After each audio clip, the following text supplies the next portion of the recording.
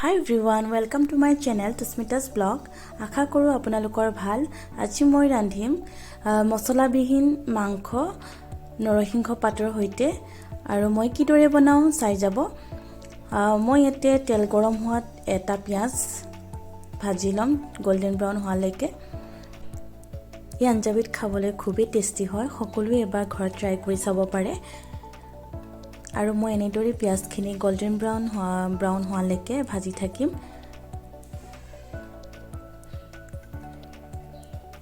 আৰু ইয়াতে মই ধুই থোৱা মাংসখিনি দি দিম আৰু অলপ সময় ভাজি থাকিম। আৰু ইয়াৰ পিছতে মই দিম আদা নহৰু পেষ্ট আৰু লগতে জালুক অলপ দি দিছোঁ। আদা নহৰু গোন্ধ যোৱালৈকে মাংসখিনি লৰাই মই ভাজি থাকিম। যেতিয়া মাংসখিনি তেল বেৰিং উঠিব লগে লগে মই ইয়াতে কাটি থোৱা আলু আৰু বিলাহীখিনি দি দিম আৰু এইখিনিও অলপ সময় মই ভাজি থাকিম। আৰু আনফালে ধুই থোৱা নৰসিংহ পাতখিনি গ্ৰাইণ্ড কৰি ল'ম।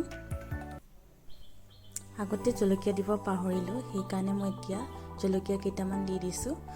আৰু তাৰ পাছতে গ্ৰাইণ্ড কৰি থোৱা নৰসিংহ পাতখিনি ইয়াতে মই দি দিম।